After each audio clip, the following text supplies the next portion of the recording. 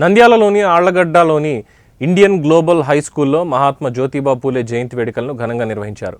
అవుస్మా సంఘం Allagadda division president Aamir బాషా, పాఠశాల HM Dastagiri బాషాల ఆధ్వర్యంలో జ్యోతిబా పూలే చిత్రపటానికి పూలమాలలు వేసి నివాళులర్పించారు.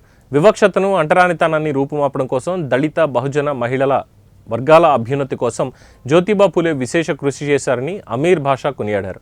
కుల వ్యవస్థ నిర్మూలనతో పాటు మహిళోద్ధరణకు కృషి చేసిన గొప్ప సంఘ సంస్కర్త మహాత్మా జ్యోతిరావు పూలే అని వివరించారు. ఈ కార్యక్రమంలో పాఠశాల ఉపాధ్యాయులు, విద్యార్థులు పాల్గొన్నారు.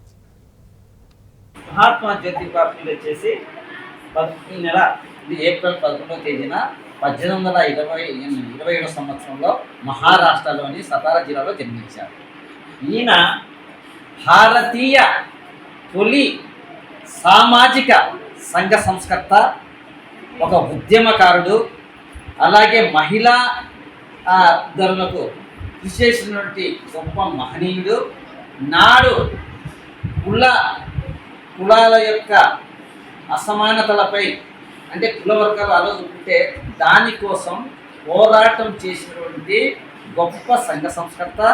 అలాగే ఈ యొక్క సమాజం బాగుపడాలంటే, సమాజంలో సమానత్వం, స్వేచ్ఛ రావాలి అంటే దానికి స్త్రీలకు విద్య అవసరము అనేటువంటి ఒక నినాదంతో తప్పనిసరిగా మహిళలకు విద్య. మహాత్మా జ్యోతిబా పూలేకి